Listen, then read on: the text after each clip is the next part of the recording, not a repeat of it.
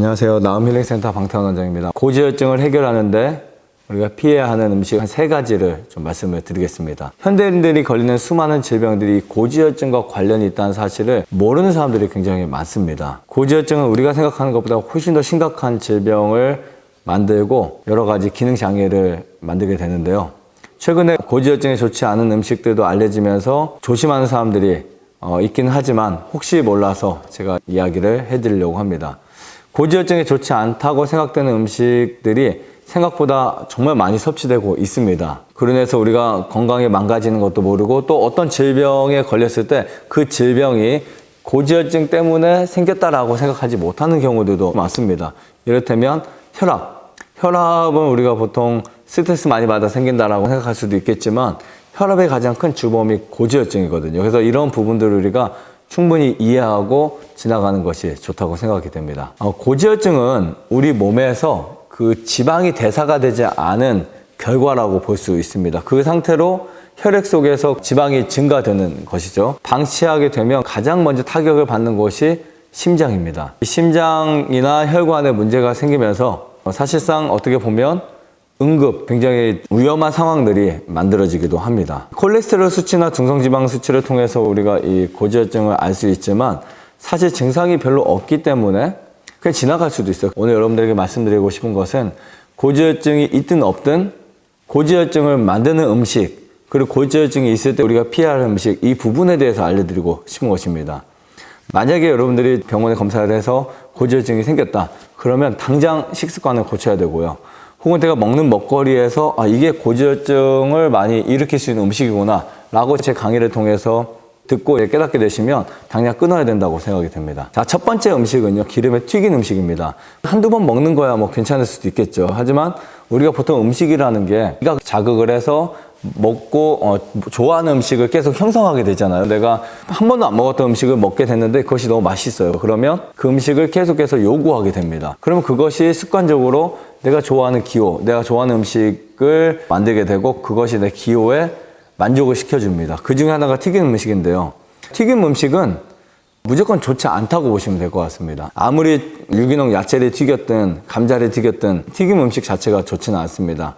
우리가 절제를 할 수 있다는 맛을 위해서 부침개를 한번 먹거나, 부침개는 사실 튀김 음식까지는 아니지만 부침개도 후라이팬에다가 기름을 둘러서 먹는 것도 사실 좋지 않은데 튀김 음식은 기름에다가 아예 넣었다가 꺼내는 거잖아요. 이것은 정말 좋지 않습니다. 우리가 보통 튀김 음식이 어떤 것이 있는지를 좀 살펴보면은 치킨, 닭강정, 고구마 튀김, 감자 튀김, 탕수육, 기름에 튀겨진 과자들 이런 것들이 있는데 이 모든 게 다 사실은 고지혈증에 정말 안 좋습니다. 그래서 고지혈증이 있는 분들은 이 음식들을 무조건 끊으셔야 돼요. 튀김 음식을 우리가 자주 먹게 되면은 우리 인체 세포의 산소 공급력이 떨어지고 뇌 조직에도 문제가 발생합니다. 자, 문제는 암의 원인이 되는 활성산소가 아주 많이 증가합니다. 그래서 이 활성산소, 유해산소가 증가하면서 암이 걸릴 확률이 아주 높아진다는 거죠. 튀김 음식이 무조건 심장질환, 고지혈증에 문제가 되기도 하지만 이것뿐만이 아니라 암, 당뇨, 비만, 치매 이런 질환에도 매우 위험하다고 보고 있습니다. 그래서 튀김 음식들 고지혈증에 있는 분들 절대 먹으면 안 된다 이렇게 생각하셔야 될 것 같고요. 두 번째 음식은 육식입니다. 육식을 구워 먹든 튀겨 먹든 삶아 먹든 육식 자체는 고지혈증이 있을 때 삼가하셔야 될 식품이라고 저는 생각을 합니다. 어떤 형태든지 그것이 과자에 들어갔든지 빵에 들어갔든지 그 육식의 모든 것들은 피하시는 게 원칙이라고 생각이 됩니다. 특별히 육류 속에는 상온에서 녹지 않은 이 포화지방의 성분이 들어있기 때문에 우리 몸에 굉장히 좋지 않은데요. 우리 몸에서 특히 혈관에서 그것이 굳게 됩니다. 육식을 즐기는 사람이 그렇지 않은 사람에 비해서 심장 질환이 훨씬 더 높다는 결과 보도들이 정말 많은데요. 어떤 이유로든지 간에 포화지방의 주범인 육식을 피하시는 게 고지혈증이 있는 분들에게 답이라고 생각이 됩니다. 세 번째는 유제품 및 계란인데요. 건강식품으로 알려진 우유와 계란, 사실 좀 아이러니하긴 한데요. 우유와 계란을 섭취하는 것이 실제로 건강식이라고 볼 수 없다고 생각합니다. 물론 사람이 먹고 살기 힘든 시대나 영양 실조가 있었을 때는 계란과 우유가 좋은 식품일 수가 있습니다. 그러나 일반적으로 정상적으로 식사를 할 때는 우유, 계란이 과다한 어떻게 보면 과도한 단백질과 지방질이 축적이 된다고 볼 수 있는데요. 우유와 계란은 어떤 사람에게는 건강식이 될 수 있지만 사실은 일반적으로는 건강식이라고 할 수는 전혀 없습니다. 특히 우유와 계란은 혈액 이치를 더럽힙니다. 그래서 우유와 계란을 계속 먹게 되면 고지혈증의 축적에 훨씬 더 많이 증가시킬 수 있고요. 4살 이상이 되면 유당 분해 효소인 락테제를 더 이상 합성하지 않아서 유당을 소화시킬 수 없습니다. 일명 유당 불내증이라고 합니다. 1리터의 우유에는 약 35%의 지방이 들어있고요. 우유에 들어있는 지방은 약 60%가 포화지방 형태를 띱니다. 때때로 육식 못지않게 우유와 계란은 심혈관계통에 큰 문제를 일으켜주기도 합니다. 그래서 저는 우유와 계란은 고지혈증의 주범이라고 생각이 되고요.